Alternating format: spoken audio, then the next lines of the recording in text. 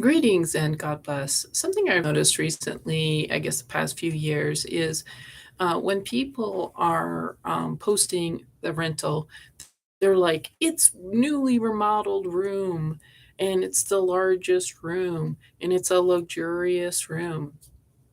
And generally, if somebody's going to be paying, like $700, $1,000, they really, somebody who has that much money to spend is going to look to buy a house and they're going to choose a place because their mortgage, like rent, like landlords are expecting people to pay like four times what a mortgage is.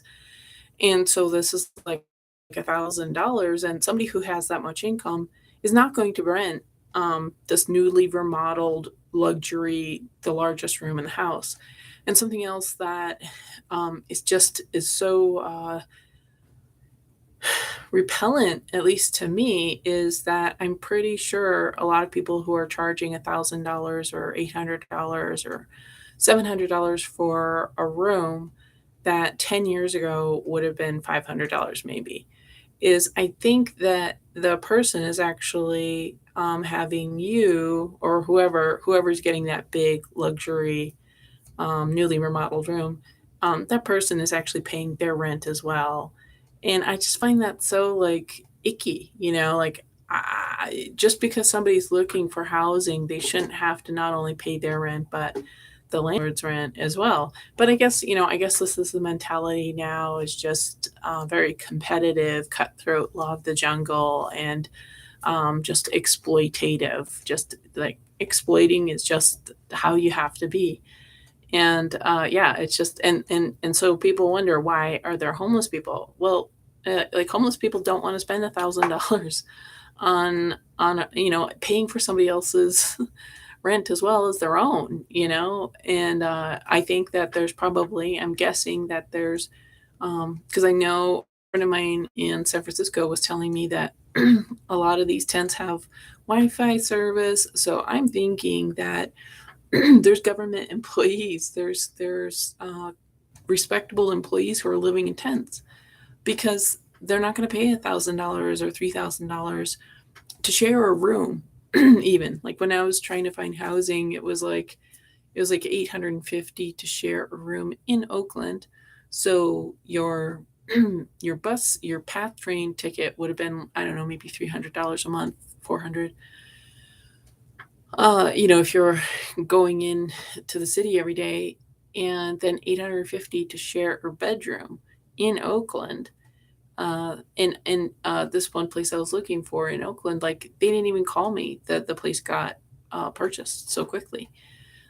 So, anyways, yeah, I just think it's like, please, folks, please, landlords, and whoever's like scamming those of us who are looking for a rental, like we're not looking for a luxury bedroom. We're not looking for a remodeled bedroom. We're not looking for the biggest room.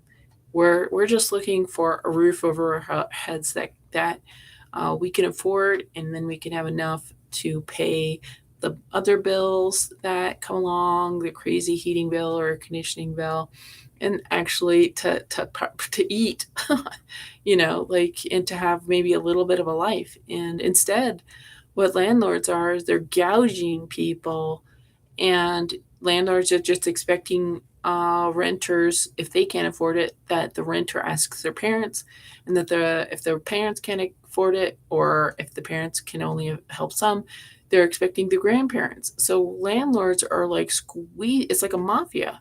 It's like landlords are like, well, if you can't pay, you ask your grandmother and your mother and whoever else to help you pay these crazy rents. And the thing is, a lot of the times these places are not worth how much you're charged. It's like you're getting charged four times what the place what the rental is worth, considering the location. Cuz I have looked all over the country in places like Iowa or Louisiana, or, like nowhere, South Dakota, it's like they're charging 1,000 or whatever for a place, for a shared rental, and it's not even, you're not even in a cool place. You're in a difficult flyover city.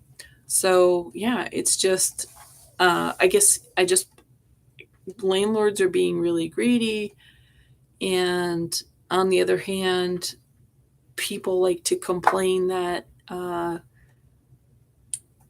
there's homelessness. People like to complain that entry level workers don't want to work at the donut shop. But the thing is, if there's no housing, your shop person, your $8 an hour person, or maybe your $10, or maybe it's 15, but nobody really is making a living. Like nobody can really pay their bills with 15 or even $20 an hour. Like you're living hand to mouth at $20 an hour. And the working conditions for these entry level jobs at the gas station, at the Taco Bell, at the whatever, like it's not good working conditions. It's really hot, it's really loud, you're on your feet all day. Management's not that great, your coworkers are not that great, your customers are insane.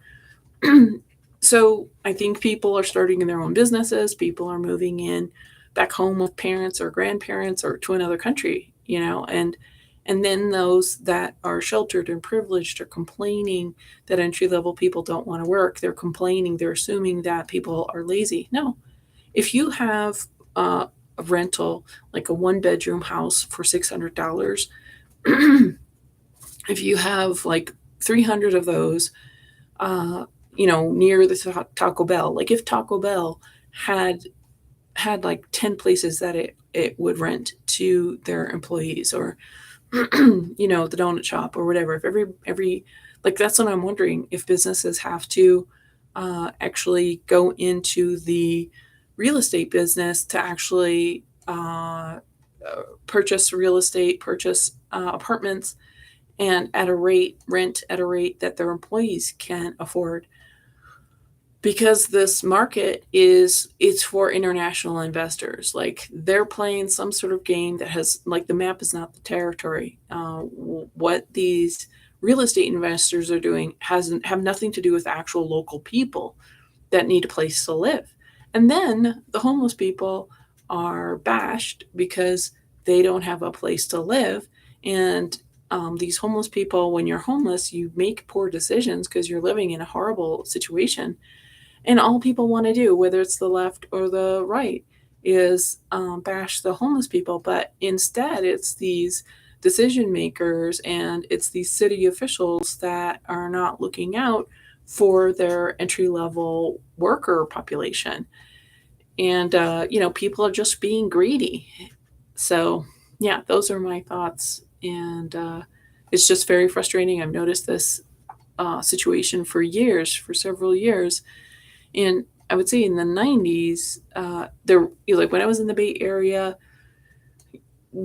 there was this thing called roommate referral, and you did this major self assessment of what you're like, and then you also did a self assessment of what you're looking for in a roommate. And then at the time, everybody was just up on this, so you would have 5 roommates, and everybody would brainstorm about what they considered their house to be.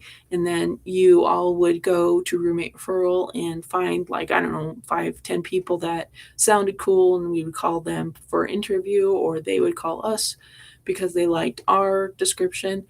And that really worked really well. And I would say housemate stuff has been really a mess since then. And I try to initiate this kind of like self-assessment with people, but nobody has time. Nobody has any interest in really in this, um, or very few people do. And the few people that I have met, like one was in Arizona, another was in North Carolina, so it was really far away.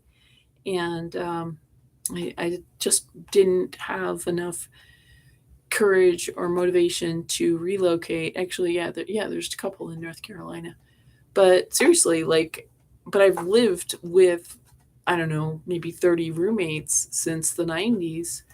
And yeah, just nobody, like, people are all on their psychiatric medications. They grew up in a family of people on psychiatric medications, so nobody has emotional intelligence or social skills. And I'm not perfect either. And so, things just would get really difficult. Like I would, you know, be like, I need to, are you somebody who communicates? Because I need to be able to say stuff. And then when I say stuff, people freak out. And, I'm like what you see it, what you get. I'm not like lying when I say I need a good communication flow. So yeah, and maybe it's just maybe it's also a generational thing. Maybe it's the 90s was post 80s, which was very into self-help and self-awareness and support groups, and people were really motivated about kind of trying to overcome codependency. And but somehow, like, the psych meds thing, it just took over America. It took over the psyche of America, because nowadays people are a lot less motivated to really work on themselves, compared to when it was in the 90s.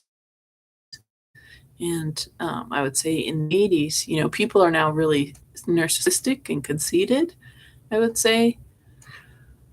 Like, there's this kind of, everybody, all the women are like this mean girl, queen bee kind of a thing. Um, and in the 70s and 80s, you're like, oh, but like now everybody's like hypnotized by the queen bee, narcissistic, manipulative person. It's really tragic, and I guess it's just a sign of the times of people having been further away from God, and so they just get seduced by evil.